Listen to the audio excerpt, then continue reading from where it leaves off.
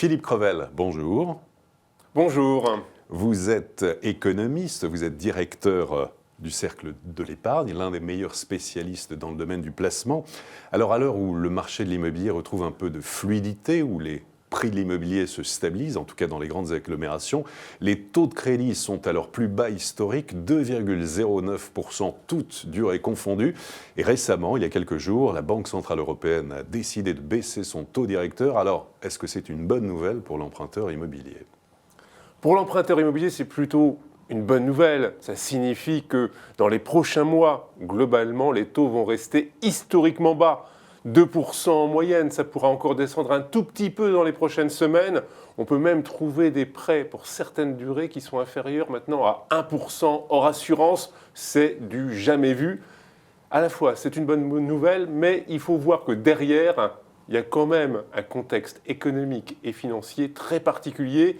Et on aurait tout à gagner d'avoir peut-être des taux légèrement plus élevés pour que le marché économique, mais également le marché immobilier, se porte mieux. Vous pensez qu'il faudrait que ça remonte progressivement, que les taux remontent progressivement, que ça suffit, ils ont été suffisamment bas ?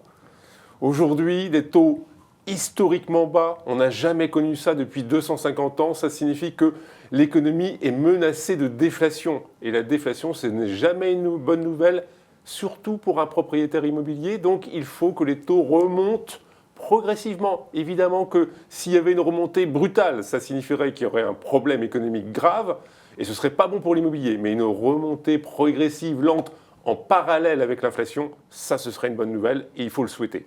Une menace plane à l'horizon. Les banques s'inquiètent de nouvelles normes internationales qui les obligeraient à être beaucoup plus sélectives, ce qu'on appelle le comité Bâle 4.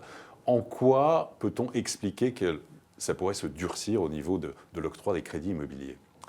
En 2008-2009, on a eu une crise financière mondiale qui est née en grande partie du fait des problèmes immobiliers aux États-Unis, du fait que des personnes qui avaient emprunté à des taux élevés ne pouvaient plus rembourser. Donc depuis, c'est un peu la panique dès qu'on a affaire à des prêts immobiliers qui augmentent.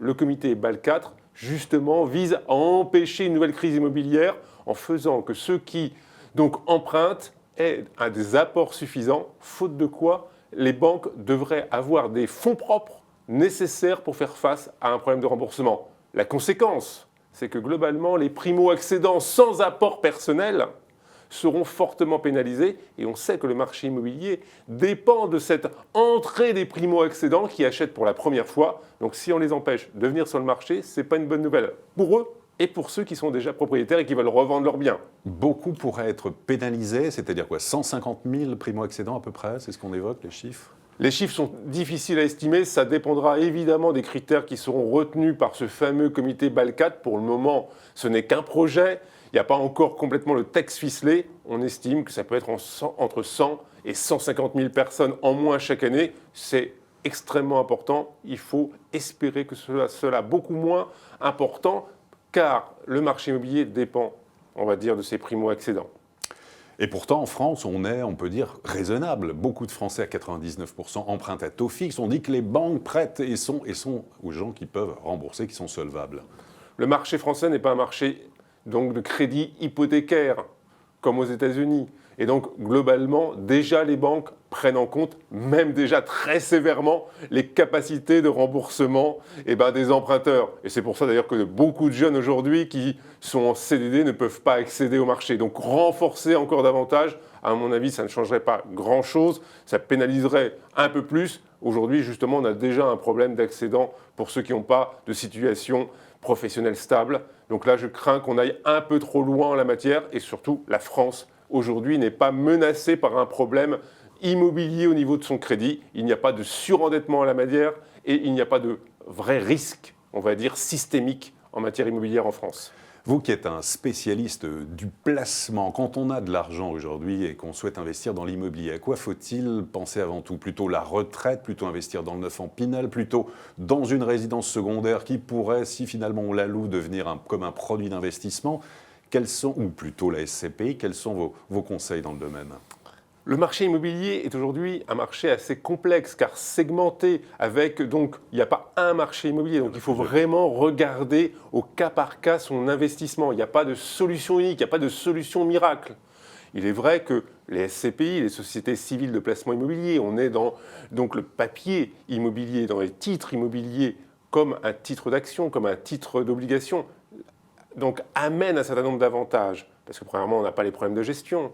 Et puis on peut justement bénéficier de l'appui d'experts qui vont gérer un portefeuille de biens immobiliers dans le domaine des commerces, dans le domaine des bureaux, ce qu'on ne peut pas faire quand on y arrive individuellement. Et on a plutôt des rendements intéressants, 5-6%. Mais globalement, il faut faire attention à plusieurs choses. Les frais de gestion qui sont importants, la liquidité de ces titres qui n'est pas forcément facile. Et puis, les prix ont évidemment augmenté fortement, car justement, c'est plutôt du bon papier, comme on dit. Donc, ça limite un petit peu l'intérêt de ce type de produits financiers. Il y a le Pinel. Le Pinel, alors ça c'est l'investissement dans le neuf, pour des durées de 6 ans, 9 ans, 12 ans et des réductions d'impôts qui vont de 18 à 21%. De 12 oui, à 21%. On peut même économiser jusqu'à 63 000 €, donc sur 12 ans, ce n'est pas inintéressant. Le Pinel a été, on va dire, un peu mieux noté que le Duflot, qui a eu, donc, comme la ministre qui le portait, quelques problèmes.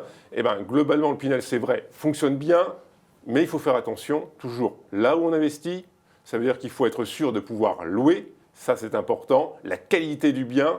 Et puis, évidemment, la ville en question, à savoir si c'est une ville qui est plutôt en phase de croissance, ce qui est mieux qu'en phase de décroissance. Le Pinel, il faut être très attentif, il faut aller sur place, vérifier, tester. Et il ne faut pas croire simplement donc quelques formules de vendeurs, même s'ils sont souvent compétents en la matière. Par ailleurs, le Pinel a un avantage par rapport au Duflot, c'est qu'on peut louer à un descendant ou un ascendant, et ça peut être utile quand on a des enfants qui font des études, par exemple. Et puis on parle aussi beaucoup de crowdfunding immobilier, le financement participatif qui promet alors des rentabilités de l'ordre de 10%. Est-ce que c'est une vraie tendance? Est-ce que vous y croyez? Le crowdfunding, comme en matière de prêts, d'actions, etc., c'est un peu évidemment la mode actuelle, c'est le côté très tendance.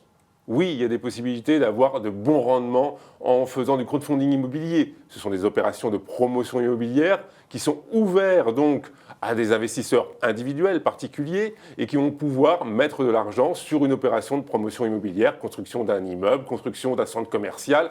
Ça peut être intéressant, mais attention, évidemment, on est sur un secteur, dans un domaine extrêmement neuf, où il peut y avoir des margoulins, où globalement il faut faire très attention sur les agréments de ces sociétés, et il faut savoir dans quoi on investit. Il faut plutôt investir donc via des sociétés civiles immobilières, via des holdings, et en prenant des parts d'actions, donc plutôt que d'investir en direct, où on pourrait être responsable de manière illimitée en cas de faillite. Et puis, si l'opération immobilière échoue, si on n'arrive pas à vendre les logements, on peut être évidemment dans une situation un peu délicate. Là, il faut faire attention, il faut vraiment regarder avec attention ces dossiers. Investir dans l'immobilier, ça a du sens aujourd'hui?